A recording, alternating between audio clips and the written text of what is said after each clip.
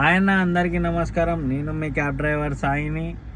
అసలుకి ఈరోజు వీడియో ఎందుకు కారణం అంటే, మన గోల్ ఏంటంటే ఈ రోజుకెళ్ళి Karnataka vehicles, Maharashtra vehicles, blah blah etcetera అన్ని అదర్ స్టేట్ వెహికల్స్ ఇవన్నిట్లని తెలంగాణలో నడపొద్దని చెప్పి మనం గట్టిగా ఖండిస్తున్నాం. ఖరాబ్దార్ అన్న, మీ అందరికీ చెప్తున్నా, మీ బండ్లు తీసుకొని మీ రాష్ట్రాలకు వెళ్ళిపోవాలని చెప్పి చెప్తున్నా.